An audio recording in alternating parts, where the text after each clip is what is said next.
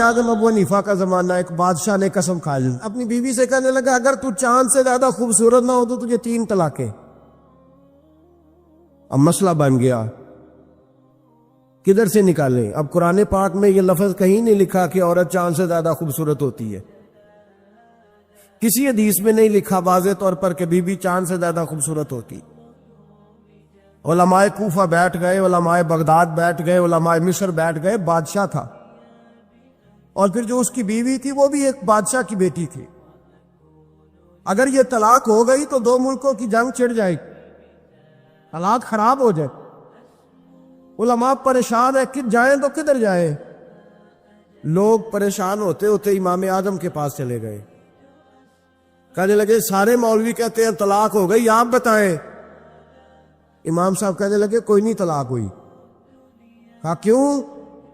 فرمانے لگے اللہ کا قرآن کہتا ہے لَقَدْ خَلَقْنَا الْإِنسَانَ فِي أَحْسَنِ تَقْوِيمٍ، اللہ فرماتا ہے میں نے سب سے حسین انسان کو پیدا فرمایا ہے۔ تو جب سب سے حسین انسان ہے تو چاند سے بھی زیادہ انسان ہی حسین ہے۔ فرمایا لہذا اس کی بیوی کو طلاق، مسئلہ تو قرآن پاک سے حل فرمایا نا، لیکن ہر آدمی کی وہاں تک رسائی ہو سکی، یہ فقاہت، یہ علم ہے، اور یہ اللہ سب کو عطا نہیں کرتا، یہ کسی کسی کا نصیبہ ہوتا ہے، کسی۔ اب ویسے اب تو لوگوں کو شوق ہے نا، ہر بندہ ہر کام کرنا چاہتا ہے، صحابہ یہ نہیں کرتے۔ حضرت عمر فاروق سے پیارا قرآن کوئی نہیں پڑھ سکتا، وہ 5 نمازوں کی امامت کرتے تھے، تراویحوں کی باری آتی تھی تو حضرت ابی بن کعب کو آگے کھڑا کرتے، فرماتے تھے تو پڑھا۔ حضرت جناب سیدنا عمر فاروق کو بھی بڑا اعلیٰ قرآن پڑھنا آتا تھا، لیکن جب اچھی قرات سننے کو دل کرتا تھا تو حضرت ابو سعید خدری کو بلاتے تھے، حضرت ابو موسیٰ اشعری کو بلاتے، ان سے سنتے۔ بھائی ہر آدمی دوڑ کے آگے بڑھ گیا ہے اور لوگوں کو بزرگوں کے خلاف اکساتا ہے، کہتا کوئی تقلید نہیں، ہمیں خود سمجھ میں آتی، خدا کے بندے۔ جب صحابہ کرام علیہم رضوان، صحابہ، حضرت عمر فاروق کا طریقہ یہ تھا جب کوئی بندہ مسئلہ پوچھتا تو کہتے علی کے پاس جاؤ، اس لیے کہ جو علم اللہ نے علی کو عطا فرمایا وہ کسی کے حصے میں نہیں آئے، جو علم اللہ نے، اور اس کی دلیل ان کی فقاہت ہے۔ ایک بی بی تھی، دائی تھی، وہ اس کے گھر میں بچے جنم لیتے تھے، بچے پیدا ہوتے۔ یہ دیکھیں علم جو ہوتا ہے نا وہ علم ہوتا ہے، فقاہت ہوتی ہے، اور یہ اللہ کی عطا ہے، یہ رب کی عطا ہے، جس کو چاہتا ہے عطا کر دیتا ہے۔ نہ اس میں حسد ہو سکتا ہے، نہ اس میں کوئی شخص کہہ سکتا ہے مجھے کیوں نہیں ملی۔ حضرت علی رضی اللہ تعالیٰ عنہ کا زمانہ ہے، ایک بی بی کا خیمہ تھا، جھونپڑی تھی، جیسے آج ہاسپٹل بنے ہوئے ہیں وہاں بچے پیدا ہوتے ہیں۔ ایک بی بی تھی، وہ دائی تھی، کام کرتی تھی یہ والا، اس کے گھر میں 2 کیس اکٹھے آ گئے، نہ اتنی لمبی چوڑی لائٹیں ہوتی تھی، اس نے اپنی جھونپڑی میں دونوں بیویاں اکٹھی تھی، دونوں کو اللہ تعالیٰ نے اولاد دی۔ رات بڑی گہری تھی، اندھیرا بڑا سخت تھا، ایک کے گھر میں بچہ پیدا ہوا، دوسری کے گھر میں بچی پیدا ہوئی۔ اب جب صبح کا اجالا نکلا تو جھگڑا شروع ہو گیا، دونوں بیویاں مطالبہ کرتی ہیں بیٹا میرا ہے، بیٹا میرا ہے۔ اب وہ دائی بھی نہیں بتا سکتی، اندھیرا بڑا سخت تھا، بوڑھی عورت تھی، سمجھ نہیں آتی کیا کروں۔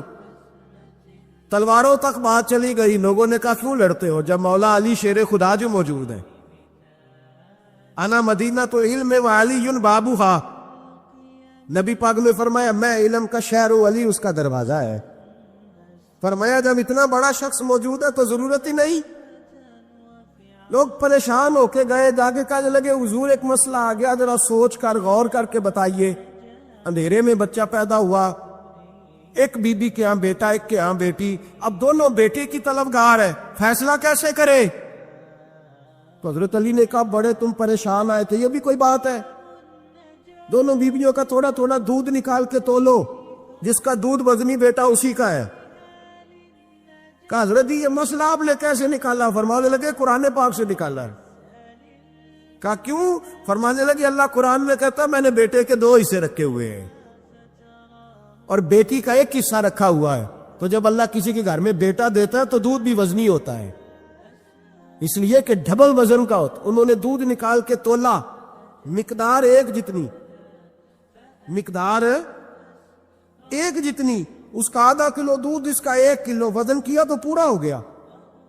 پیمانے رکھے گئے تو وہ ناپنے میں اور تھا، تولنے میں اس کا دودھ وزنی نکلا. جب دودھ وزنی نکلا تو جناب سیدنا علی المرتضیٰ فرمانے لگے جس کا دودھ وزنی بیٹا اسی کا ہے.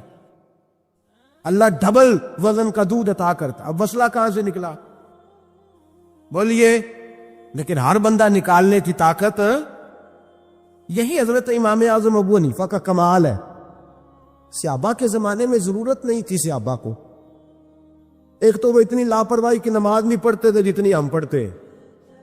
اتحیات میں بیٹھے سورۃ فاتحہ پڑھی جا رہی ہے. اتحیات میں بیٹھ کے بندے پوچھتے ہیں آگے، کہتے ہیں حضرت میں اتحیات میں سورۃ فاتحہ پڑھ رہا تھا. ساری پڑھ لی ہے، وہ تو رکوع کا وقت ہے تو یاد آیا کہ یہ تو اتحیات ہے. اتنی لاپرواہی کی پہلے تو وہ نمازیں نہیں پڑھتے. پھر اگر کسی کو غلطی ہو جاتی تو سامنے جناب رسالت امام صلی اللہ علیہ وسلم کا جلوہ بددعا موجود تھا، وہ حضور سے پوچھ لیتے. جب وقت گزرنے لگا نا، تابعین کا زمانہ آیا تو پھر مسئلہ بنا. ایک تو تھوڑا تھوڑا مشکات نبوت سے لوگ دور ہوئے تو لاپرواہی بھی آنے لگی. اب لوگوں نے پوچھنا شروع کیا کہ سورۃ فاتحہ بھول جائے تو کیا کرے. رکوع میں بندہ چلا گیا ہے تو رکوع تو کر لیا لیکن سبحان ربی العظیم نہیں یاد رہا تو کیا کرے. سجدے میں گیا سبحان ربی الاعلی نہیں پڑھا تو کیا کرے. اب مسائل بنے، اب ضرورت ہوئی. امام اعظم نے اصول فقہ مرتب کی، ہمیں بتایا کہ نماز میں فرض کیا ہے، نماز میں واجب کیا ہے، نماز میں کیا شے ضروری ہے اور کیا شے ضروری نہیں ہے. وہ بھی انہوں نے حدیثیں سامنے رکھی کہ نبی پاک نے کس کس بات کی کتنی تاکید کی، کس کس بات کی زیادہ تاکید نہیں فرمائی. پھر انہوں نے مسئلہ بتایا کہ قیام کرنا فرض ہے، رکوع کرنا فرض ہے، لیکن رکوع میں سبحان ربی العظیم کہنا سنت ہے. اگر کسی کی رہ بھی جائے گی تو اس کی نماز ہو جائے گی. قوما کرنا فرض ہے، سجدہ کرنا فرض ہے، لیکن سجدے میں سبحان ربی الاعلی کہنا سنت ہے. رہ بھی گیا تو نماز، جو سجدہ ہی نہیں کرے گا اس کی نہیں. تو یہ اصول بنائے امام اعظم. امام اعظم کون تھے؟ کپڑے کے ایک بہت بڑے تاجر تھے، ان کے بیٹے تھے. پورا نام تھا نعمان بن ثابت. امام اعظم ان کا لقب ہے، ابو حنیفہ ان کی کنیت ہے. لوگ جب اپنی مرضی کی باری آتی ہے تو حرم شریف کے حوالے دینے شروع کر دیتے. حرم شریف میں جو ہوتا ہے، حرم شریف میں نے کہا چلو وہی مان لو. مسجد نبی میں باب بلال سے داخل ہو جاؤ یا باب ہجرت سے داخل ہو جاؤ. مسجد نبی میں جب داخل ہوگے، اندر مسجد کے قدم رکھو گے دونوں دروازوں سے جا کے، تو جو کھلا سین ملے گا اس سین کے اوپر جو سامنے نظر ڈالو گے تو 4 اماموں کے نام لکھے ہوئے فقہ کے. جو سب سے پہلا نام لکھا ہے وہ امام اعظم ابو حنیفہ کا لکھا ہوا. آج بھی مسجد نبی میں، آج بھی. دوسرا امام شافعی کا، تیسرا حضرت امام مالک کا، چوتھا امام محمد بن حنبل کا.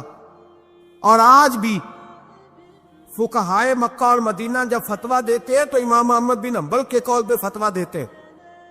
اور ہر جگہ وہ اعلان کرتے ہیں کہ فقہ کے ماننے والے مقلد ہے امام محمد بن حنبل کی.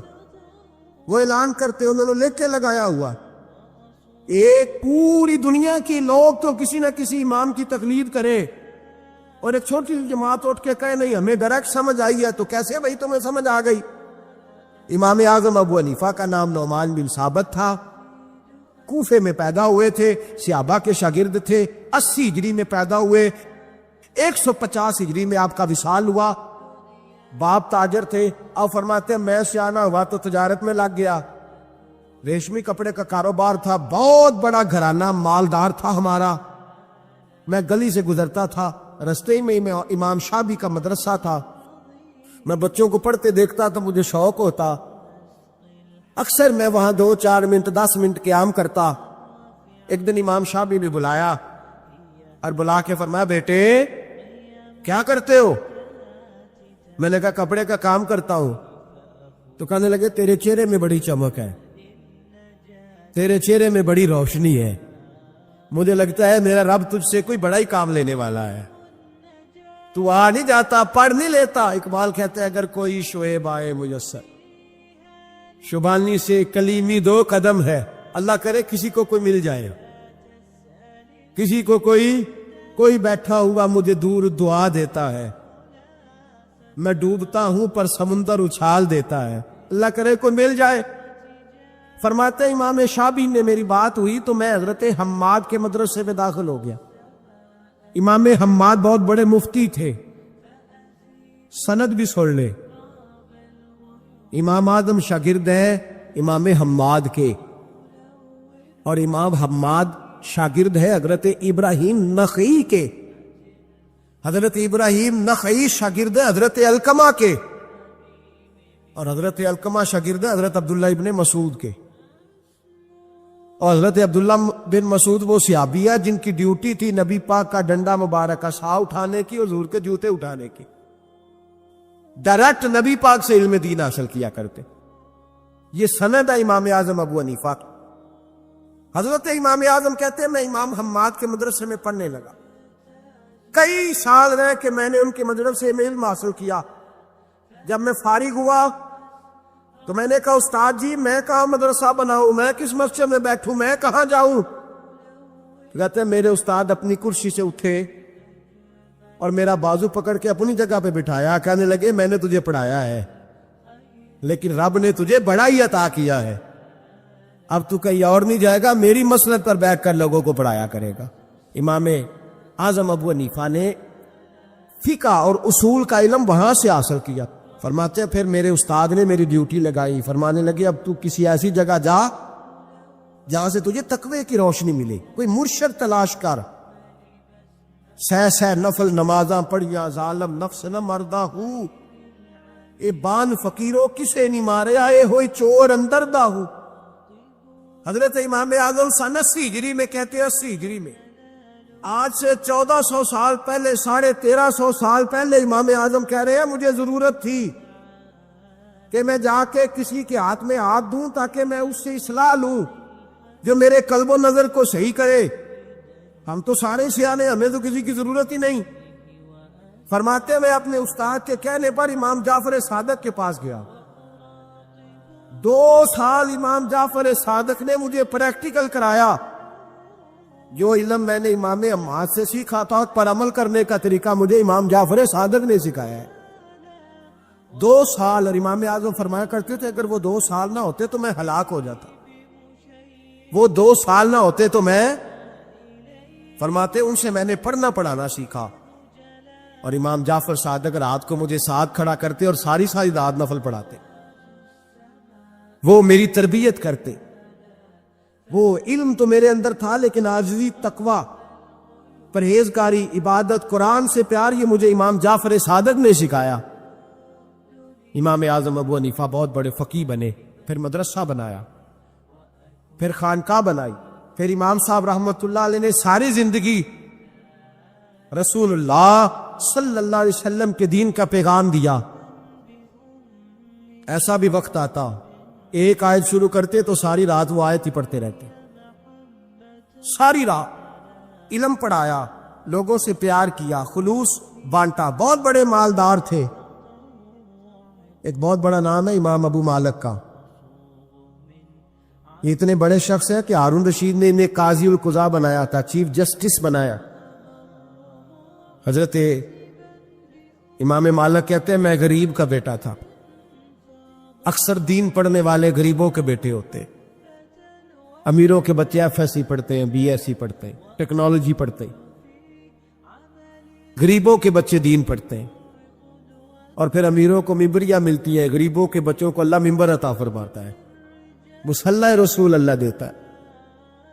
حضرت سیدنا امام ابو مالک فرماتے ہیں میں غریب کا بیٹا تھا اور میری 6-7 بہنیں, میں اکیلا بھائی تھا. آپ فرماتے ہیں میرے ابا جی فوت ہو گئے. میری امی پکڑ کے مجھے ایک دھوبی کی دکان پہ لے گئی, کہنے لگی اسے کپڑے دھونے کا طریقہ بتا دے, سلیقہ سمجھا دے, یہ بھی ایک چھوٹی سی لانڈری کی دکان کھول لے گا, میری بیٹیوں کا پیٹ پال لے گا.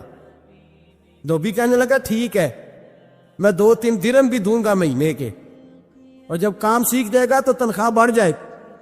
امام ابو مالک رحمت اللہ نے فرماتے ہیں میں بہنوں کے لیے روزی کمانے نکلا, میں بیوہ ماں کے سر پہ بوجھ اتارنے کے لیے نکلا. میں غربت کے عالم میں نکلا، رستے میں امام اعظم کا مدرسہ تھا. فرماتے میں وہاں چمکتے چہرے دیکھتا، لیکن اپنی غربت کو دیکھ کے میں آگے بڑھ جاتا، پریشان ہوتا کہ میں کیسے علم حاصل کروں گا. آپ فرماتے امام صاحب مجھے اکثر دیکھتے. ایک دن امام اعظم باہر نکلے، مجھے کھڑے ہوئے دیکھا تو قریب بلایا، سینے سے لگایا، ماتھا چوما.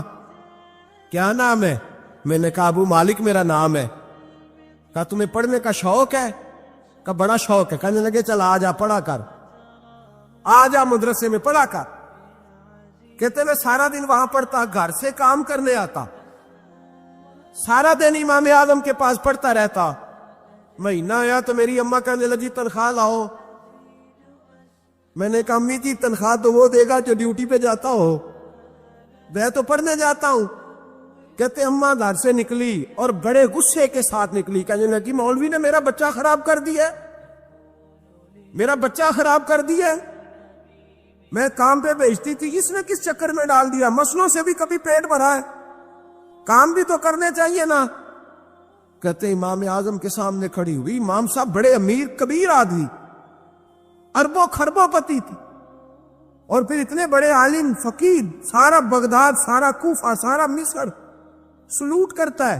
بی بی آئی اور تیل جملے عورتوں کا طریقہ ہوتا ہے. کہنے لگی مولوی تیری سفید داڑھی، تیرا اتنا نام، تجھے خیال ہی نہیں آیا؟ میں بیوہ عورت ہوں، تو نے میرا بچہ خراب کر ڈالا، میری یتیم بچیاں روٹی کہاں سے کھائیں گی؟ مسلوں سے بھی کبھی پیٹ بھرا ہے؟ کہتی اتنے سخت جملے کہے، پر قربان جاؤ امام اعظم سنتے رہے اور مسکراتے رہے. کہنے لگے میری غلطی ہے، میری غلطی ہے، میری غلطی ہے. بی بی بھول گیا تھا، غلطی ہو گئی. بی بی کہتے تیری امام صاحب سنتے رہے. جب غصہ اتر گیا تو کہنے لگے اماں تیرا غصہ اتر گیا ہے؟ اتر گیا ہے. کہنے لگے تیرا بیٹا بڑا نیک ہے، تیرا بیٹا بڑا لائق ہے، تو اسے پڑھنے دے. کہنے لگے چپ کر بے مولوی، یہ پڑھے گا تو میں روٹی کہاں سے کھاؤں گی؟ امام صاحب کہنے لگے مجھے بتائے گی تیرے گھر کا خرچہ کتنا ہے؟ اس نے ایک لفظ تو ہے 3 دینار کا، ایک روایت ایسی بھی لکھی ہے بزرگوں نے، کہنے لگی 40 درہم ہے. اور اماں کہتی میں نے جان بوجھ کے زیادہ بتائے، حالانکہ میں کناب کا خرچہ کرتی تھی، لیکن جب کھلا ڈلا کریں تو وہ والا خرچہ بتایا. میں نے کہا 40 درہم خرچہ ہے، تو دے گا؟ تو کہتے امام اعظم کہنے لگے اماں تجھے لینے نہیں آنا پڑے گا، پہلی سے پہلے تیرے گھر میں پہنچ جایا کریں گے، یکم سے پہلے آئیں گے. او بھائیو کہاں استاد ملتے ہیں، کہاں استاد ملتے ہیں، کہاں وہ لوگ ملتے ہیں جو دعائیں مانگتے، التجائے کرتے، پیار کرتے. گزر گیا وہ دور. اب تو سوٹ لینے کا دور ہے، مٹھائیاں لینے کا دور ہے، ہاتھ ڈلوانے کا دور آیا ہے. اب کون پوچھتا ہے؟ اب تو پوچھتے ہیں تو میرے لیے کیا لایا ہے؟ حضرت سیدنا امام اعظم ابو حنیفہ رحمت اللہ علیہ 1 دن نہیں، 2 دن نہیں، 4 دن نہیں، 5 مہینے نہیں، 20 سال تک کہنا آسان، بولنا آسان، سننا آسان، 30 سال تک امام ابو مالک کے گھر میں خرچہ دیتے رہے، وہ پڑھتے رہے.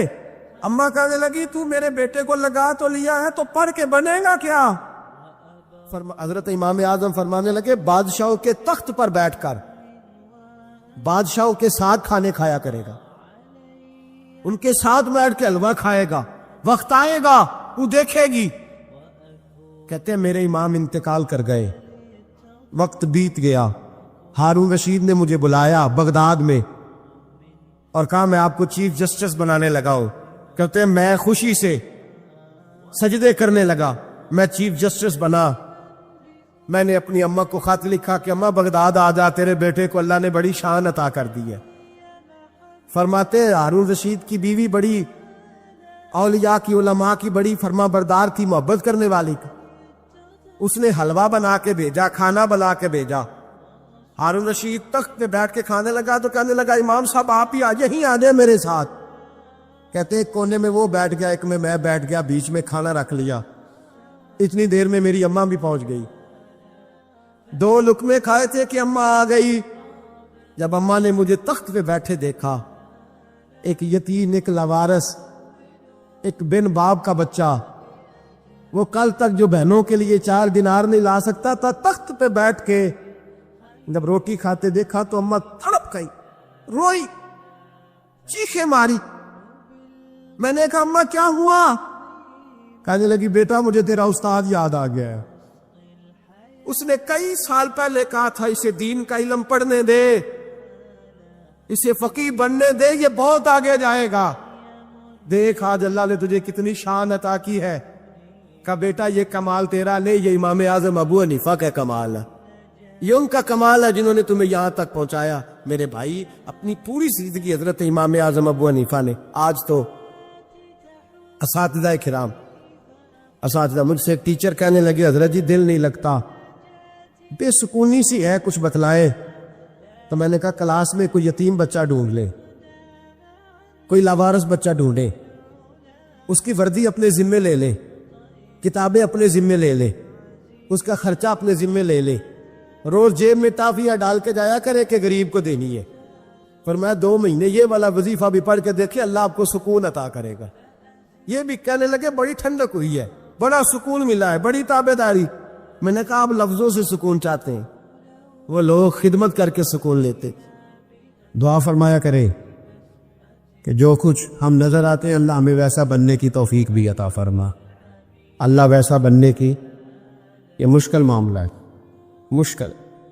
اعلیٰ حضرت فرمایا کرتے تھے نیک وہ ہوتا ہے جس کی تنہائی صاف ستھری ہوتی، اس لیے ماحول بگڑ جاتا ہے۔ یہ جو ہم کہتے ہیں نا میرے سجن بڑے بنتے ہیں پھر ٹوٹ جاتے ہیں، کچھ لوگ ایسے ہوتے ہیں جو ان کے پاس جاتا ہے انہی کا ہو جاتا ہے، وہ کہیں اور کے قابل کیوں بھلا؟ اس لیے کہ ان کے کردار میں ٹھنڈک دیکھتا ہے، ان کے لب و لہجے میں مٹھاس دیکھتا ہے، اس شخص میں اتنی خوبصورتی دیکھتا ہے کہ اسی کا بن جاتا ہے۔ حضرت ابراہیم بن ادم کے پاس ایک نوجوان آیا، کہنے لگا میں گناہ کرنا چاہتا ہوں۔ فرمانے لگا بالکل کر، اللہ کا دیا ہوا رزق کھانا چھوڑ دے اور گناہ کر۔ کہنے لگا یہ نہیں ہو سکتا۔ فرمانے لگے چل پھر اس طرح کر، رب کی زمین پہ نہ رہ، کسی اور کی زمین پہ چلا جا۔ کہنے لگا یہ بھی نہیں ہو سکتا۔ فرمانے لگے چل اللہ کی چھت سے نکل جا۔ کہنے لگا یہ بھی نہیں ہو سکتا، تو آپ رو پڑے۔ فرمانے لگے پھر جناب اسرائیل جب آئیں تو ان سے کہنا مجھے 2-3 سال کی مہلت دے دے، پچھلی میری گناہوں میں گزر گئی، میں ذرا 3 سال عبادت کر لوں۔ تو وہ شخص بھی رونے لگا، کہنے لگا حضور وہ مہلت نہیں دیتے، وہ جب لینے آتے ہیں تو پھر لے کے اللہ تعالیٰ نے جب انسان بنانا چاہا نا تو جناب جبریل کو کہا مٹی لے کے آ زمین سے۔ حضرت جبریل نے مٹی پہ ہاتھ ڈالا تو باقی کی مٹی رونے لگ گئی، اسے جدا نہ کر۔ تو جناب جبریل چھوڑ کے چلے گئے۔ حضرت میکائیل کو بھیجا مٹی لا، مٹی پہ ہاتھ ڈالا تو باقی کی مٹی رونے لگ گئی، چھوڑ کے چلے گئے۔ جناب اسرائیل کو بھیجا، مٹی پہ ہاتھ ڈالا تو باقی کی رونے لگ گئی، چھوڑ کے نہ جاؤ۔ تو حضرت اسرائیل فرمانے لگے تیرا رونا دیکھو کہ رب کا حکم دیکھو۔ وہ لے گئے، جب پیش کی تو رب کریم نے فرمایا اسرائیل جان نکالنے کی ڈیوٹی بھی تیری، تو مٹی کو لے آنا، باقی مٹی روتی بھی رہے تو روتی رہے، یا میرا فیصلہ آ جائے تو پھر اس میں کوئی گنجائش، ہم کھاتے بھی اللہ کا ہیں، نافرمانی بھی اس کی کرتے، زمین پہ بھی اس کی چلتے ہیں، نافرمانی بھی اس کی کرتے، حکم کسی اور کا مانتے، چھت پہ رب کریم کی رہتے۔ اس طرح نظام نہیں چلتا۔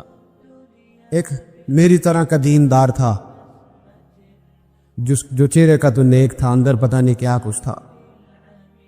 ایک طوائف گزر رہی تھی، اس نے اس کو تبلیغ کر دی، کہنے لگا بس کر دے، سیانی بن جا۔ تو کسی دانشور میں لکھا ہے اس نے بڑا سخت جواب دیا اس عورت نے، کہنے لگی بابا میں تو جو ہوں وہ نظر بھی آ رہی ہوں، تو بتا جو تو نظر آتا ہے وہ تو ہے کہ نہیں؟ اس بندے نے چیخ ماری اور بے ہوش ہو کے گر پڑا۔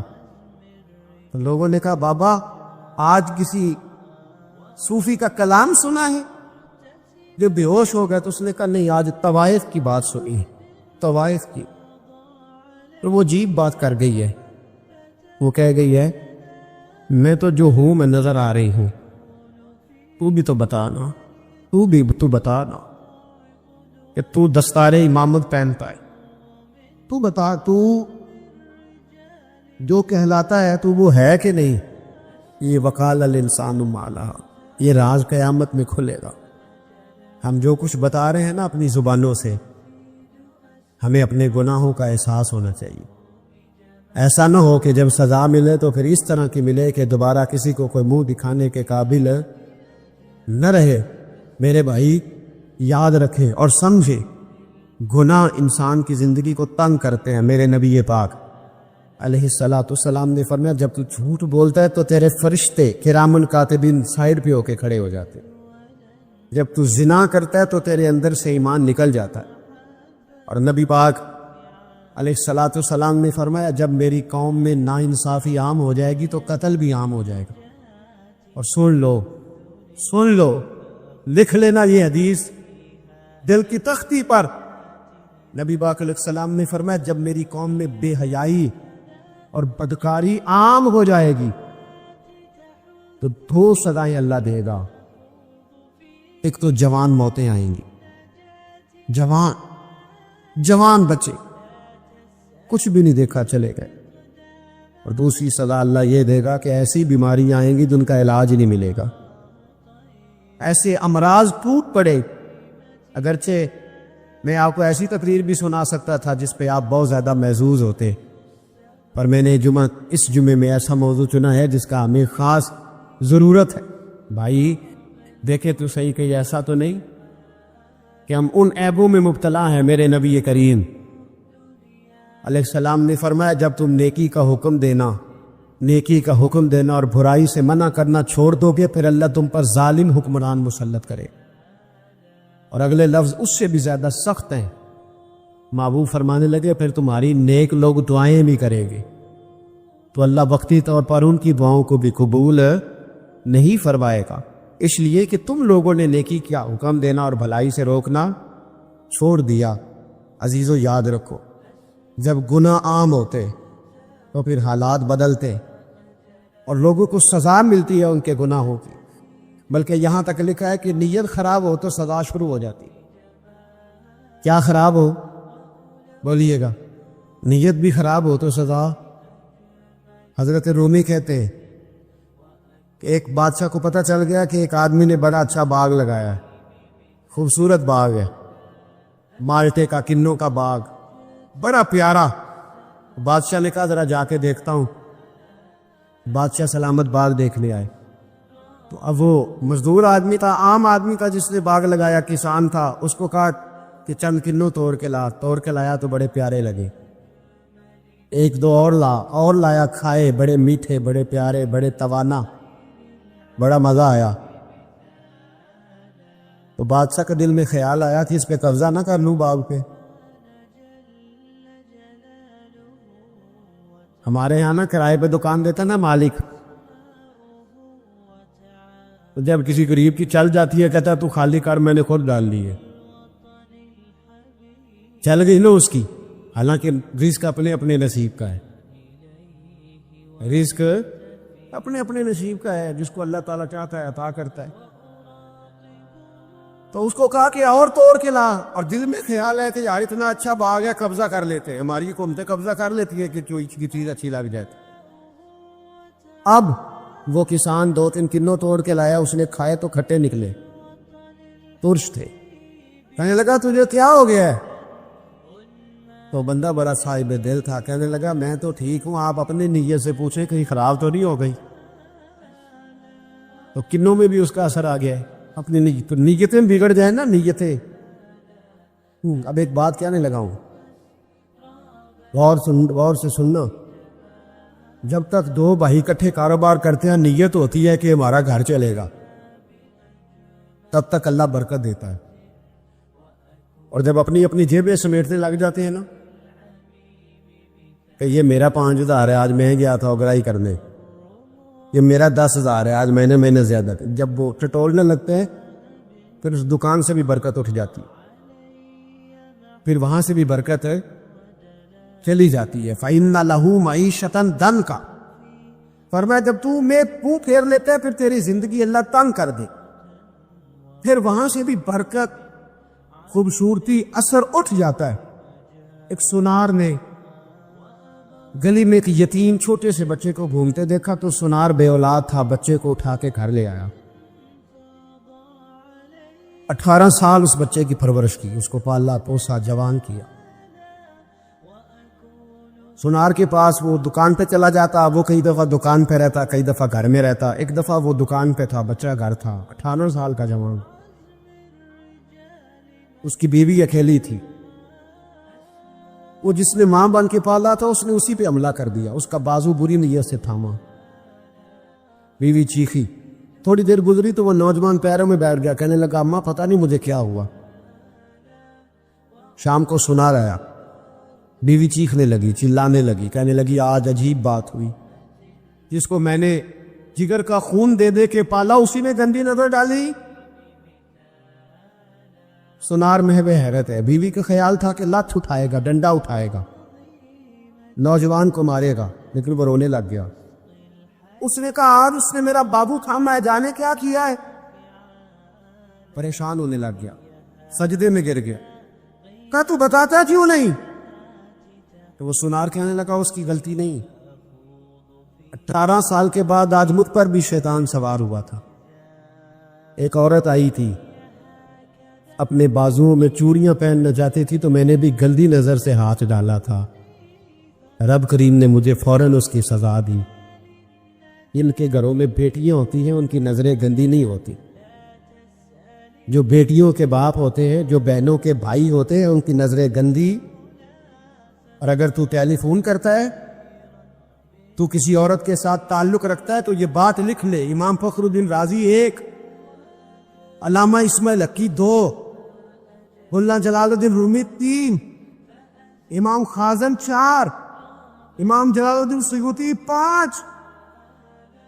5 حدیث کے استاد اور محدث لکھتے ہیں کہ اگر تو کسی پر گندی نظر ڈالے گا تو تیرا گھر بچ سکتا، یاد رکھ نہیں بچے، اس لیے کہ تیری نظر ہے کسی کی بیٹی کو بیٹی سمجھ، تاکہ تیری بچی کا پردہ قائم رہے۔ حضرت مولا علی شیر خدا کرم اللہ تعالی وجہہ الکریم دشمن پر غالب آ گئے۔ جب غالب ہوئے تو اس نے معاذ اللہ حضرت علی پر تھوک دیا۔ کافر تھا، اس کا ارادہ یہ تھا کہ میں حضرت علی کو غصہ دلاتا ہوں تاکہ یہ مجھے جلدی مار دے، لیکن اسے نہیں پتا تھا یہ علی ہے، اسے نہیں خبر تھی کہ یہ جو خمیر ہے نا، ان کی تربیت مدینے والے محبوب نے فرمائی ہے۔ یہاں جو چمک دمک ہے اس کا رنگ ساری دنیا سے نرالا ہے، انوکھا ہے، شاندار ہے، وزادار ہے، کمال ہے۔ کہا حضرت علی پر معاذ اللہ میں یہ کام کرتا ہوں تاکہ وہ جلدی قتل کر دیں گے، لیکن جب اس نے مولا علی کی طرف یہ نازیبا حرکت کی تو حضرت علی نہ تلوار چھوڑ کے پیچھے ہٹ گئے۔ توجہ کرنا، رزلٹ دیکھنا، مولا علی پیچھے ہٹ گئے اور فرمانے لگے جا تو آزاد ہے۔ وہ کہنے لگا میں آزاد ہوں کس طرح، کیسے؟ تو حضرت علی فرمانے لگے میرا تیرا ذاتی جھگڑا تو کوئی نہیں نا، نہ تو نے میری زمین پہ قبضہ کیا، نہ میرا مال لوٹا، نہ میری عزت پر ہاتھ ڈالا، میرا تیرا جھگڑا اللہ کی رضا کے لیے، خالص اس لیے کہ تو اللہ کی نافرمانی کر رہا، خالصتاً اس لیے تیرا اور میرا یہ جھگڑا ہے۔ باقی جہاں تک تعلق اس بات کا ہے کہ اب تو نے میری ذات شامل کر دی، اب تو نے مجھے تکلیف دے دی، اب تو نے مجھے اذیت میں مبتلا کر دیا، تو حضرت مولا علی شیر خدا فرمانے لگے اب ذات آ گئی ہے میری بیچ میں، اب میری ذات بیچ میں آ گئی ہے، اب اگر میں تجھے قتل کروں گا تو لگے گا میں نے اپنے ذاتی غصے میں قتل کیا، لہذا اب معاملہ یہ ہے کہ میں تجھے آزاد کرتا ہوں، اب تو چھٹی کر سکتا ہے، جا سکتا ہے، دوبارہ کبھی میرے ہاتھ آئے گی تو دیکھی جائے گی۔ مولا کائنات نے اسے چھوڑ دیا، لیکن وہ حضرت علی کا غلام بن گیا، وہ غلام بن گیا، کہنے لگا علی اب سمجھ آئی ہے کہ دین کتنا شاندار ہے، دین کتنا اعلیٰ ہے، دین کی قدریں کتنی پاکیزہ اور کتنی حسین ہے، اور کتنا منور ہے محبوب کریم کا دین. آپ مجھے کلمہ ہی پڑھا دیں. گویا جو بندہ تلوار سے فتح نہ ہو سکا وہ مولا علی کے خلوص سے فتح ہو گیا. حضرت علی کے خلوص سے، للہیت سے، اللہ کے ساتھ جو ان کا رشتہ تھا، اس رشتے کی برکت سے وہ آدمی فتح ہو گیا. میرے بھائی، خلوص والا جو عمل ہوتا ہے نا، خلوص والا، وہ تو بڑا تھوڑا بھی ہو تو قبول ہوتا ہے. اس میں بڑی، دیکھیں نا، اللہ کی بارگاہ میں مقدار نہیں دیکھی جاتی، معیار دیکھا جاتا ہے. مقدار نہیں دیکھی جاتی، معیار دیکھا جاتا ہے. ایک بزرگ تھے حضرت ابو مرتعش ان کا نام تھا. وہ فرماتے ہیں میرا 4تھا 5واں حج تھا، نفلی حج کرنے کے لیے میں جا رہا تھا. تیاری میری مکمل ہو گئی تھی، 2-4 دنوں میں میری روانگی تھی. ارادہ میرا مضبوط تھا، معاملات سارے طے ہو گئے تھے، بس میں جانے کے قریب تھا. فرماتے ہیں کہ میں ایک دن گھر میں بیٹھا تھا، اماں جی نے نا کہا بیٹا ذرا پتر ذرا پانی کا پیالہ دینا. فرماتے میرے دل میں خیال آیا کہ ایک تو میں عالم ہوں، صوفی ہوں، درویش ہوں، مولوی ہوں، اور دوسرا یہ کہ میری کل پرسوں تیاری بھی ہے، تو پانی تو چھوٹا بھائی بھی دے سکتا ہے، یہ کام کو بچہ بھی کر لے گا. میں نے چھوٹے کو اشارہ کیا ذرا پانی دینا، وہ گیا اور مٹکے سے پانی بھر کے اماں کو دے دیا. کہتے جب اس نے اماں کو پانی دیا نا تو میرے اندر پھر مد و جزر شروع ہوا. پھر میری ضمیر کی آوازیں اٹھنے لگی، پھر اندر سے بلندی ہونے لگی، پھر آوازیں آئیں، اور پھر میں نے اعلان کیا. میں نے کہا اوہ یہ کیا ہوا؟ سینکڑوں اور ہزاروں میل حج کرنے کے لیے جانا میرے لیے آسان ہے، اور یہ 2 قدم اماں کو پانی دینا میرے لیے مشکل ہے. یہ کیا بات ہوئی؟ حالانکہ حج کرنے سے بھی اللہ نے راضی ہونا تھا، اور اماں کو پانی پلانے سے بھی اللہ نے راضی ہونا تھا. پر یہ میں کس جگہ کھڑا ہو گیا ہوں کہ سینکڑوں میل اور ہزاروں میل جا کے حج کرنا میرے لیے آسان ہے، لیکن پانی بھر کے لانا میرے لیے مشکل ہے. چند قدموں کے فاصلے پہ مٹکا پانی کا پڑا ہے. فرماتے ہیں بس اسی وقت پہ مجھے سمجھ آئی کہ وہ حج میں لوگوں نے ذرا حاجی حاجی کہنا ہے نا، حج میں لگا شور اٹھے گا نا کہ چھٹا حج کر کے آیا ہے. حج میں ذرا آوازیں اٹھیں گی نا، ماشاءاللہ کیا بات ہے، پھول ڈلیں گے اور پتیاں گریں گی اور نام ہوگا. لیکن اماں کو پانی دینے سے کسی نے اعلان تو نہیں نہ کرنا، شاباش تو نہیں نہ دینی، کسی بندے نے آواز تو نہیں نہ اٹھانی. فرمایا میں اسی وقت اسی لمحے اٹھ کے ماں کے قدموں میں بیٹھا اور پیر پکڑ کے کہا ماں مجھے معاف کر دے. ماں کہنے لگی بیٹے کیا ہوا؟ میں نے کہا ماں مجھے سمجھ آ گئی، آج میرا نفلی ہے، میں اس سال نہیں جاؤں گا، اگلے سال جاؤں گا. اب یہ پورا سال میں تیری نوکری کروں گا، میں تیری خدمت کروں گا، تیرے پیر دباؤں گا، تیرے لیے کھانا لاؤں گا، میں تیری ڈیوٹی کروں گا. اس لیے کہ مجھے سمجھ آئی ہے کہ نیکی کا تصور اصل میں ہے کیا. ہم بالعموم وہ نیکی کرنے جا رہے ہوتے ہیں جو نیکی بھی ہوتی ہے اور دنیا میں اس کا نام بھی ہوتا ہے، تذکرہ بھی ہوتا ہے، اس کی وجہ سے ہمارا قد بھی اونچا ہو رہا ہوتا ہے.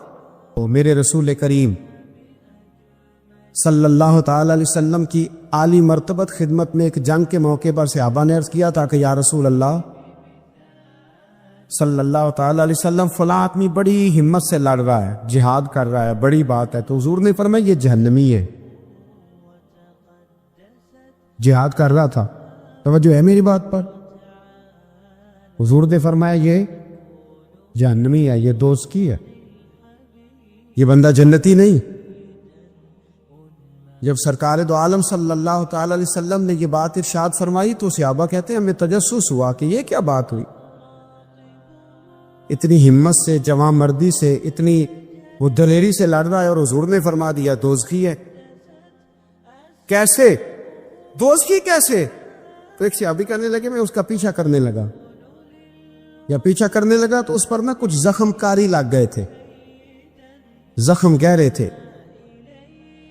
وہ زخموں کو برداشت نہ کر سکا اور ایک مقام ایسا آیا کہ اس نے خود اپنے پیٹ میں خنجر لگا کے پیوست کر کے خنجر مار کے یا تلوار مار کے یا نیزہ مار کے اس نے خودکشی کر لی، زخموں کی تاب نہ لا سکا۔ حضور نے فرمایا تھا کہ یہ جہنمی ہے، تو اس کی وہ جو بات تھی وہ صادق ہو گئی۔ کہتے میں فوراً بولا، میں نے کہا میرے محبوب جو فرماتے حق اور سچ ہی فرماتے، دیکھو کس موت مرا ہے۔ اب اس پر مفسرین نے لکھا ہے کہ وہ بندہ جو گھر سے نکلا تھا نا، تو وہ دین کے لیے لڑنے نہیں نکلا تھا، وہ قومیت کے لیے لڑنے آیا تھا کہ میرا سارا قبیلہ گیا ہے تو مجھے بھی جانا چاہیے، ہماری قوم سے فلانی قوم ٹکرائی ہے تو لہذا ہمیں۔ اس کی نیت میں، ارادے میں دین، للہیت اور خلوص شامل ہے۔ اس کی دلیل وہ حدیث ہے جس میں حضور نے فرمایا کہ عالم بھی، سخی بھی اور شہید بھی اس وجہ سے جہنم میں جائیں گے معاذ اللہ کہ ان کی خدمات کی وجہ اللہ کی رضا نہیں تھی، خدمات کی وجہ ذاتی شہرت تھی، بہادری کے دعوے تھے، سخاوت کا سبب یہ تھا کہ لوگ انہیں سخی کہیں۔ نبی کریم علیہ السلام نے ایک جنگ کے موقع پہ اعلان کیا کہ ہر بندہ چندے میں حصہ دے، قحط کا زمانہ ہے، بہت زیادہ مال کی ضرورت ہے، ہر آدمی آئے، حصہ ڈالے، آگے بڑھے۔ جب سرور دو عالم صلی اللہ تعالی علیہ وسلم نے یہ اعلان فرمایا، حضور نے حکم دیا تو بڑا بڑا مال دیا۔ حضرت عثمان غنی نے کئی سو اونٹ دیے مال کے بھر کے، حضرت صدیق اکبر نے بھی بڑا دیا، فاروق اعظم نے بھی آدھا مال دیا، حضرت عبد الرحمن ابن عوف جیسے لوگوں نے ہزاروں لاکھوں دینار دیے۔ ایک غریب صحابی تھے، وہ فرماتے میں نے زور سے اثر تک یہودی کے باغ میں مزدوری کی، چند کلو کھجوریں ملی تو لا کے میں نے حضور کی بارگاہ میں نذرانہ پیش کیا۔ فرماتے میرے دل میں خیال تھا کہ وہ میری اٹی کیا کرے گی، میرا ایک قطرہ کیا کرے گا، جہاں لوگوں نے لاکھوں دیے، ہزاروں دیے تو کیا بنے گا۔ لیکن فرماتے ہیں قربان جاؤں، وہ ڈھیر لگا تھا مسجد نبی میں مال کا، میرے نبی نے نا وہ مال اٹھا کے جو میں نے دیا تھا اس کے اوپر بکھیر دیا، اور حضور فرمانے لگے سن بھائی، جتنا ان سب کو اجر ملے گا اتنا اللہ تجھے اکیلے کو عطا فرمائے، اتنا تجھے اکیلے کو ملے گا۔ پیچھے دلیل ہے، میرے نبی پاک علیہ الصلوۃ والسلام کے فرمان کے پیچھے دلیل ہے کہ اس میں خلوص بڑا تھا، اس بندے میں للہیت بڑی تھی، اس میں ذوق تھا، شوق تھا، ہمت تھی، اس نے محنت کی تھی۔ تو خلوص والا تھوڑا عمل بھی زیادہ ہو گیا، پھر جب آپ سمجھ لیں کہ بات درست ہے پھر اس پر اور محنت کریں اور خلوص کا مظاہرہ کریں۔ مشکات میں حدیث ہے، نبی پاک علیہ السلام نے فرمایا قال المؤمن معلفون، فرمایا یہ جو مومن ہوتا ہے نا یہ محبت والا ہوتا ہے، اور حضور فرمانے لگے اس بندے میں کوئی خیر ہی نہیں، اس میں کوئی بھلائی ہی نہیں جو نہ محبت کرے اور نہ اس سے محبت کی جائے۔ مومن محبت والا ہوتا ہے، الفت والا ہوتا ہے، پیار والا ہوتا ہے، پریم والا ہوتا ہے۔ وہ بندے میں بھلائی نہیں جو نہ پیار کرے اور نہ کوئی اس سے پیار کیا جائے۔ محبت کا فروغ حسن ہے دین کا۔ آپ دیکھیں نا، نبی پاک صلی اللہ علیہ وسلم نے صحابہ کے بارے میں فرمایا کہ میرے صحابہ سے اس لیے محبت کرو کہ یہ میرے صحابہ ہیں۔ اہل بیت نبوت کا معاملہ آیا تو نبی پاک صلی اللہ تعالی علیہ وسلم نے اپنے اہل بیت نبوت کو چادر کے نیچے چھپا کے تو پھر ہاتھ اٹھا کے کہا اے اللہ یہ میرے اہل بیت ہیں، میں ان سے محبت کرتا ہوں، تو بھی ان سے محبت فرمانا۔ آپ ذرا غور کریں کہ یہ محبت کہاں کہاں پہنچتی ہے، اللہ سے، اللہ کے رسول سے، حضور کے صحابہ سے، بات اہل بیت تک آئی تو کہا ہے اللہ میں ان سے محبت کرتا ہوں، تو بھی ان سے محبت فرما، اور میرے مالک جو جو ان سے محبت کرے تو ان سب سے بھی محبت فرما۔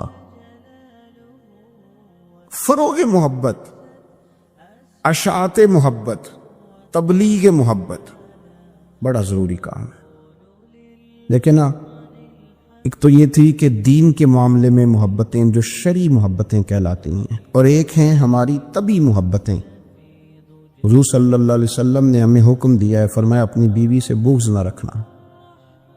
اس کا معنی یہ ہوا کہ کچھ لوگ ایسے ہیں جو بیوی کا بغض بھی خالد۔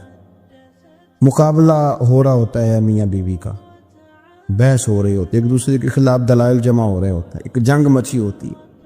فرمایا اس سے بغض نہ رکھنا، کوئی عادت نہ پسند ہو تو وہ عادت دیکھ لینا جو تمہیں پسند ہے، عداوت نہ پیدا کرنا۔ ہاں دین زارے بیزاری کا حکم دیتا ہے، پر ان کے ساتھ جو رب رسول کے دشمن ہے۔ باقی فروغ محبت میں اپنا کردار ادا کرو۔ دیکھیں نا حضور صلی اللہ علیہ وسلم نے فرمایا جس نے محبت کے ساتھ ماں باپ کا چہرہ دیکھا اللہ اسے کامل حج کا ثواب عطا کرے گا۔ لیکن حدیث میں جو حضور نے شرط لگائی اس شرط کا خیال رکھنا ہے۔ کس طرح چہرہ دیکھنا ہے؟ فرمایا ماں باپ کا چہرہ دیکھو۔ کس طرح؟ اچھا یہ حدیث بتاتی ہے کہ کچھ لوگ ایسے ہیں جو چہرہ دیکھتے ہیں پر محبت سے نہیں دیکھتے۔ ابا جی کی کچھ باتیں کڑوی بھی لگتی ہیں نا، تو کئی دفعہ کچھ بچے چہرہ دیکھتے ہیں پر محبت سے نہیں دیکھتے، تو حضور نے فرمایا تو محبت سے چہرہ دیکھ، تیرے رسول کا وعدہ ہے رب مقبول حج کا ثواب دے گا۔ صحابی عرض کرنے لگے یا رسول اللہ صلی اللہ علیہ وسلم اگر میں 2 دفعہ دیکھوں؟ تو حضور نے فرمایا 2 حج کا ثواب۔ اس نے کہا حضور میں دن میں 3 دفعہ دیکھوں؟ تو فرمایا 3 حج کا ثواب۔ اس نے چوتھی بار کی بات کی تو حضرت ابو ہریرہ فرماتے ہیں حضور نے فرمایا تو جو پوچھتا رہے گا اور میں بتاتا رہوں گا تو بات ختم نہ کریں۔ حضور حکم کریں، فرمایا تو 100 دفعہ دیکھ اللہ 100 حج کا ثواب عطا کرے۔ بات کو ختم کرتے ہیں۔ تو جتنی دفعہ دیکھ اللہ تجھے اتنے حج کا، شرط یہ ہے کہ ذرا پیار سے دیکھ، ذرا محبت سے دیکھ۔ نفسیات کا ڈاکٹر بوڑھوں کو نیند کی دوائی کیوں دیتا ہے؟ وہ اس لیے دیتا ہے کہ ان کے بچے انہیں وقت نہیں دے۔ بچے کو بہلایا جا سکتا ہے، بوڑھے کو بہلایا نہیں جا سکتا۔ اس لیے کہ جو بوڑھا ہوتا ہے نا اس کے پیچھے پوری ایک داستان زندگی ہوتی ہے، وہ تاریخ ہوتی ہے، وہ کبھی کسی چیز کا مالک رہا ہے، سربراہ رہا ہے۔ اولڈ ہاؤس پاکستان میں تیزی سے اس لیے بن رہے ہیں کہ بچوں کی جو خاص الفت تھی نا ماں باپ سے وہ رہی نہیں، ورنہ اگر ایک والد 6 بچوں کا خیال رکھ سکتا تھا تو 6 بچے مل کے ایک باپ کو بھی تو سنبھال سکتے تھے نا، ماں کا بھی خیال کر سکتے تھے نا۔ محبت کا فروغ جب ہو، آپ ماں باپ کو ٹائم دیں، ان کے پاس بیٹھیں، ان کے ساتھ تھوڑا وقت بتائیں، سارے معاملات ٹھیک ہو جائیں گے۔ ہمارے معاشرے میں نا تیزی سے نفرت کا فروغ ہوا ہے، نفرت کا فروغ۔ پتہ اسلام نے غیبت سے کیوں منع کیا ہے؟ غیبت کا معنی یہ نہیں ہے کہ کسی بندے میں کوئی عیب نہیں پایا جاتا تھا تو آپ نے وہ بیان کر دیا، یہ غیبت نہیں، یہ تو بہتان ہے۔ کسی میں کوئی عیب نہ پایا جائے تو وہ بیان کرنا وہ غیبت نہیں، وہ تو بہتان ہے۔ غیبت کی تفصیل یہ ہے، تشریح یہ ہے، غیبت کی تعریف یہ ہے کہ کسی میں کوئی عیب پایا جاتا تھا، آپ نے وہ اس کی غیر موجودگی میں ڈسکس کیا تو اس کا نام غیبت ہے۔ وہ عیب تھا، آپ سچ ہی بول رہے تھے، آپ ٹھیک کہہ رہے تھے، عیب واقعی تھا، پر اسلام اس کو پسند نہیں کرتا۔ اسلام کہتا ہے کہ اگر تو سمجھتا تھا یہ عیب ہے تو جا کے اس کی تبلیغ کر، اس کو بتا، اس کو کہہ میاں یہ غلطی چھوڑ دے، تو نے ڈسکس کیوں کیا؟ آپ کسی شخص کے پاس بیٹھیں اور کسی دوسرے آدمی کی تعریف کریں، آپ کہیں کہ بڑا اچھا ہے، بڑا بامروت ہے، مہمان نواز ہے، با اخلاق ہے، وعدے کو وفا کرنے والا ہے، دیانتدار ہے، سچ بولتا ہے، آپ تعریفیں کریں۔ آپ کسی کے سامنے تعریف کریں گے نا تو بندہ کہے گا یار کسی دن ملاقات تو کرا، اور جب وہ ملے گا تو اس کی آنکھوں کے اندر ایک خاص کشش ہوگی، پیار ہوگا، ملنے کو جی چاہے گا، ایک خاص راحت ہوگی۔ یہ کب ہوگا؟ جب آپ نے کسی کی تعریف کر دی۔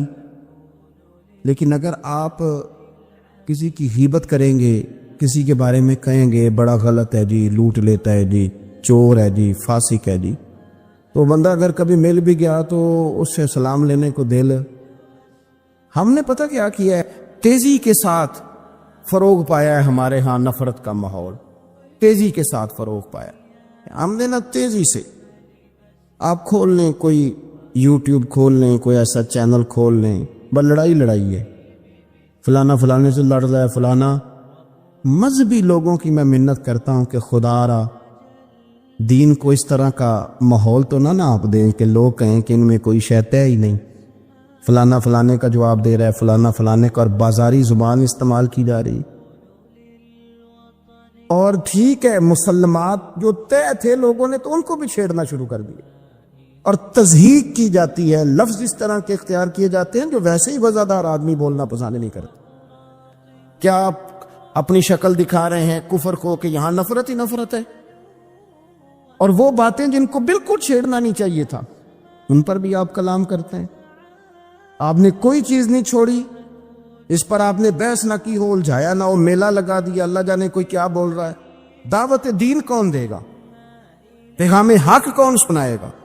فلانا فلانے کا جواب دے رہا ہے، اور پھر وہ دوسرے کا جواب دے رہا ہے، تیسرا تیسرے پہ تبصرہ کر رہا ہے، چوتھا پانچویں پہ تبصرہ کر رہا ہے۔ یہ کب تک بات ایسے چلے؟ یہی حال سیاسی لوگوں کا ہے۔ میرے ملک کا جو نوجوان اب بڑا ہو رہا ہے نا، میں بڑی ذمہ داری سے بتا رہا ہوں، وہ جیسے ہی بڑا ہوتا ہے تو وہ سمجھتا ہے میں ڈاکوؤں کے ملک میں پیدا ہوا ہوں، وہ سمجھتا ہے یہ شاید چوروں کی دھرتی ہے، وہ سمجھتا ہے شاید یہاں سب دھوکے باز ہیں۔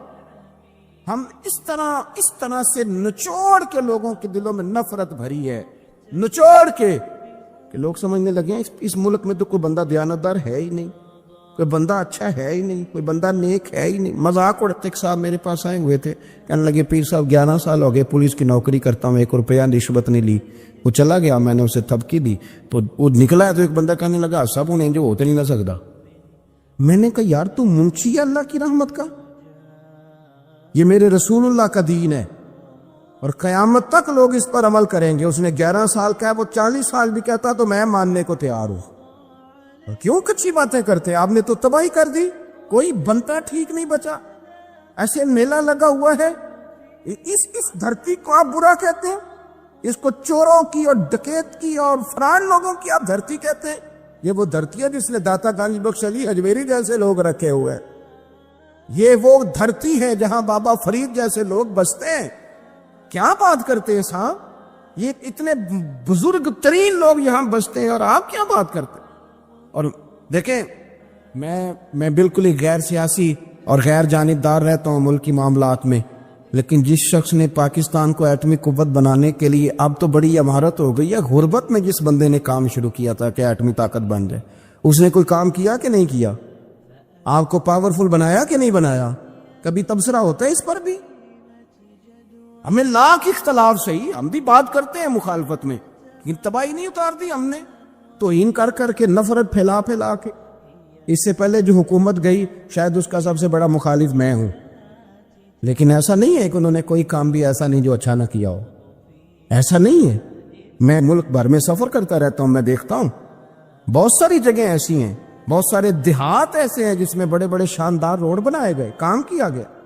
ان کی 99 خامیاں اپنی جگہ پر، خوبی کا بھی تو ذکر کریں۔ یہی حال اس گورنمنٹ کا ہو رہا ہے، لاٹھ لے کے لوگ ہیں، یہ بھی گندا وہ بھی گندا۔ یہ آپ کس طرح کی بات کر رہے ہیں؟ آپ نے تو ملک کو یہ نام دے دیا ہے کہ یہاں کوئی اچھا انسان بستا ہی نہیں، مولوی ہیں تو سارے برے ہیں، پیر ہیں تو سارے برے ہیں۔ کیا بات کرتے ہیں صاحب، یہ میرے رسول اللہ کی قوم ہے، یہ نبی پاک کی امت ہے، اور حضور نے فرمایا میری امت کبھی گمراہی پر جمع نہیں ہوگی۔ یہ نہیں ہو سکتا سارے لوگ ہی غلط ہو جائیں، لیکن ہم نے تباہی اتار دی۔ جس کے ہاتھ میں سپیکر آتا ہے وہ سب کی پگڑیاں اچھالنا ضروری سمجھتا ہے، جس کے ہاتھ میں قلم آتا ہے وہ کہتا چونکہ میں لکھ رہا ہوں تو میں اکیلا ٹھیک ہوں، باقی سارے غلط ہیں۔ محبت کو فروغ دیں، پیار کریں، اخوت کا رنگ دیکھیں۔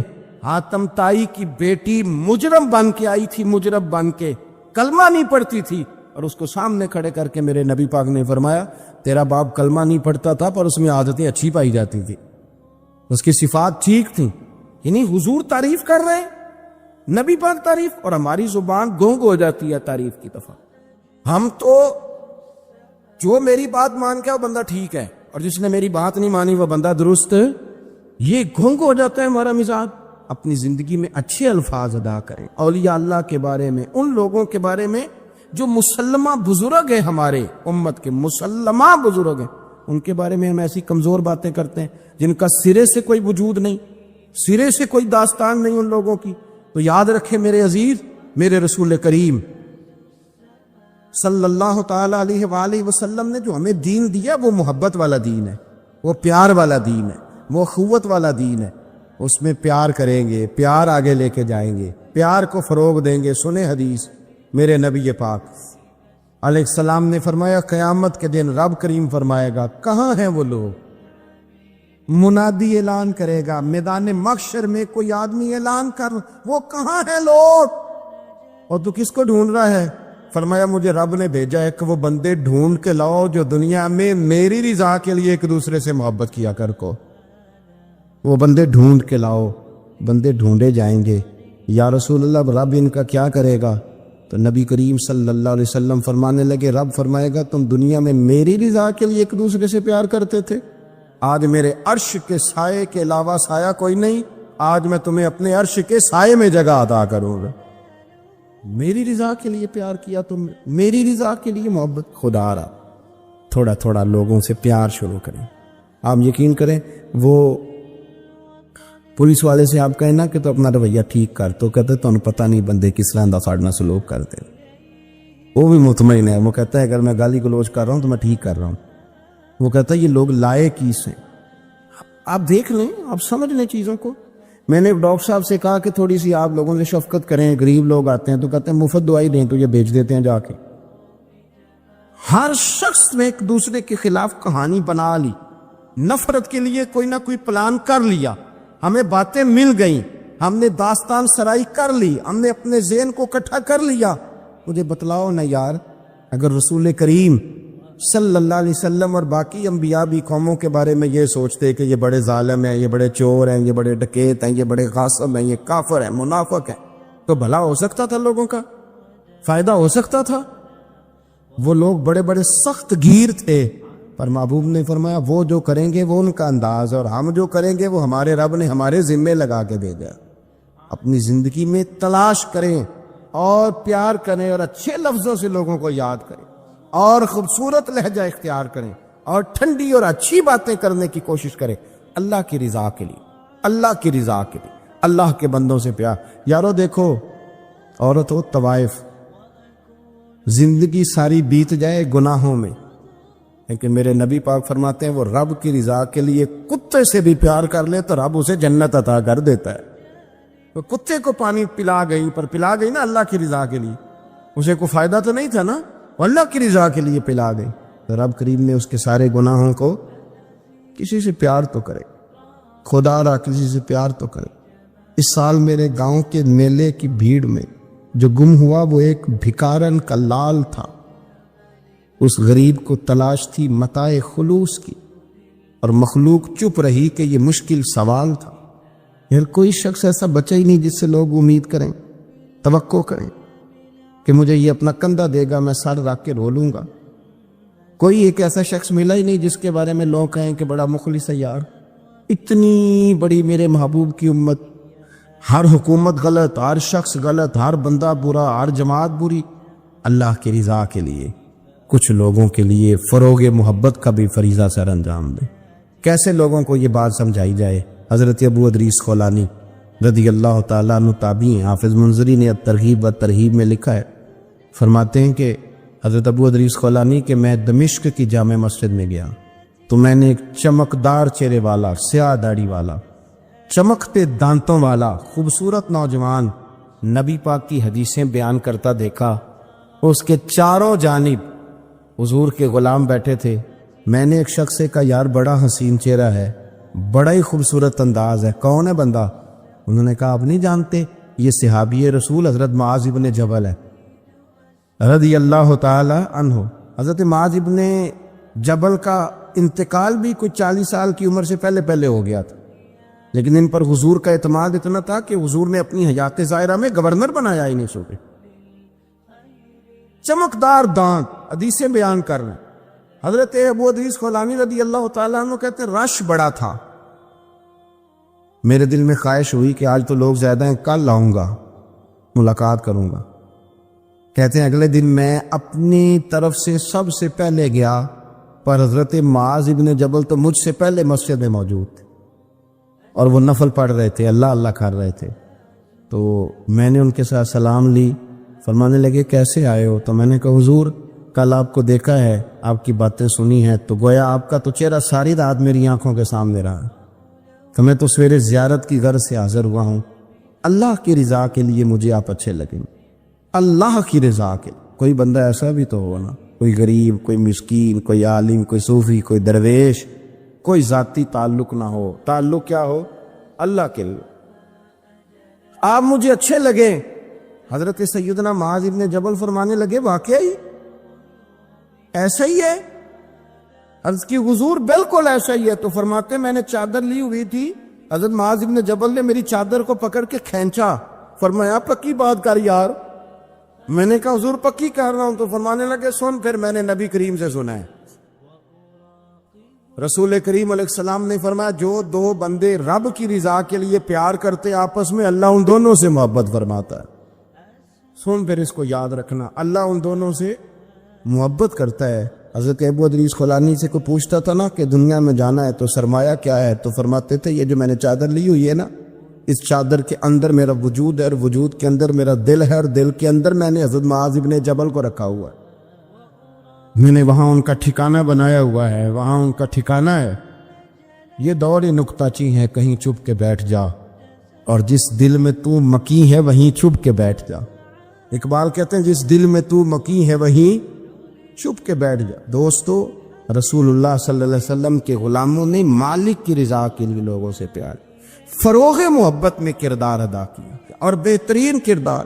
آپ اپنی زندگی میں کچھ چیزیں ایسی بنائیں جن میں فقط اللہ کی رضا کے لیے محبت، خالق کی رضا کے لیے پیار، خالق کی رضا۔ آپ یقین کریں اگر تھوڑا تھوڑا کر کے ہم اس محبت کو فروغ دیں نا اپنے دلوں میں، تو بہت سارے بادل چھٹیں گے۔ ہم نے نا وہ تیزی سے دولت کو، لالچ کو، میں اکثر کہتا ہوں کہ میاں بیوی کا جو رشتہ ہوتا ہے نا، اس کو اللہ پاک نے نا قرآن پاک میں اپنی نشانیوں میں سے ایک نشانی قرار دیا ہے۔ ان دونوں کی وجہ سے گھر چلنا ہے، بچوں کی پرورش ہونی ہے، نظام زندگی۔ آپ گھر سکون کے لیے جاتے ہیں، الوداع اٹھ چلیے ساتھی، ٹوٹی گونجے اڈاروں،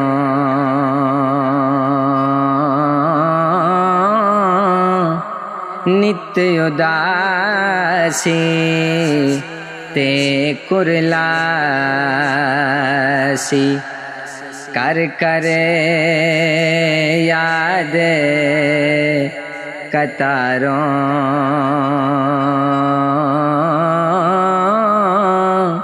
نت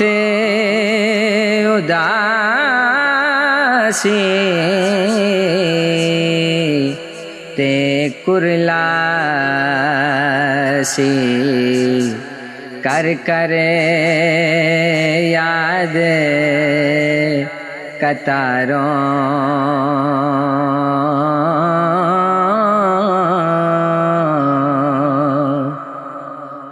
آسے آسے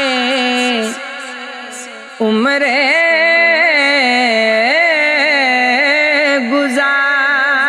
گزاری، جلے خاک ہزاراں، مالی باغ نہ ویکھن دیندا، آیاں جدوں بہاراں،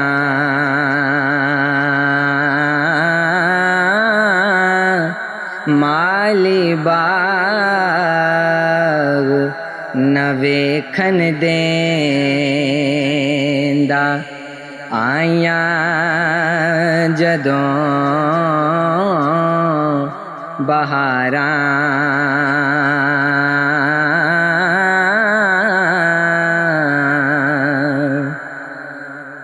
دکھیے دی گلے دکھیا سنے دا، قیمت قدر پشانی کی، دکھیا جو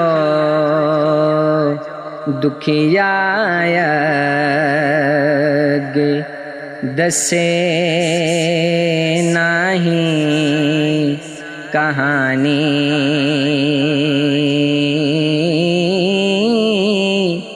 کی دکھیا جو دکھیا گے دسے نہیں کہانی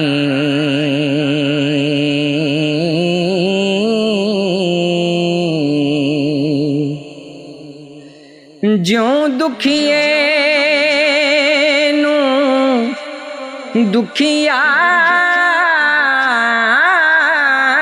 ملے کہ ہنجو بر بر روندا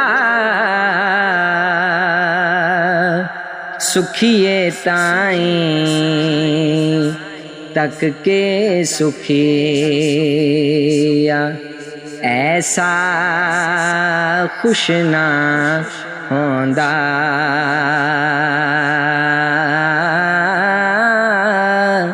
سکھیے تائیں تک کے سکھیا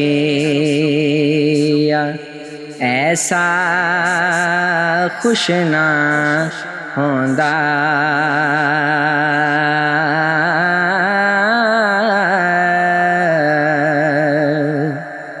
لمبی رات بچھوڑے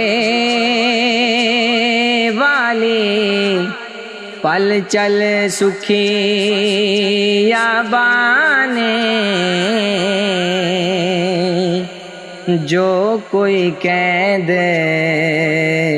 عشق دے اندر قدر اوہ کچھ جانے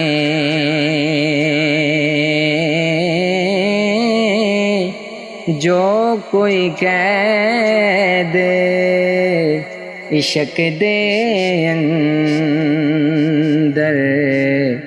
قدر اوہ کچھ جانے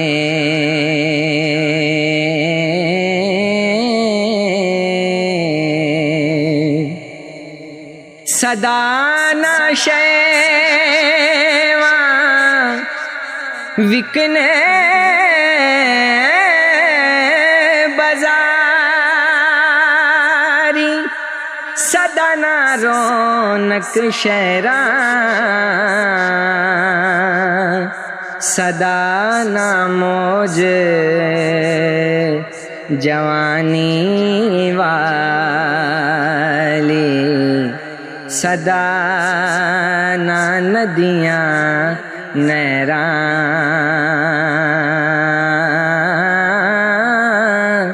صدا نہ موج جوانی والی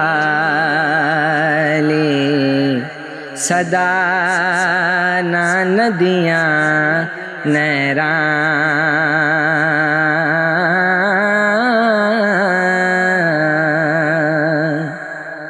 صدا نہ باغی بلبل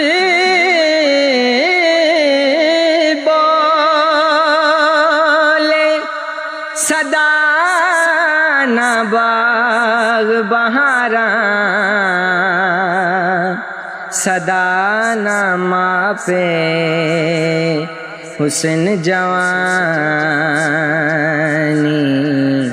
صدا نہ صحبت یاراں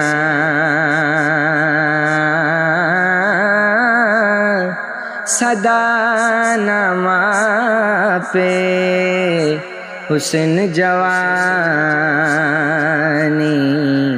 صدا نہ صحبت یاراں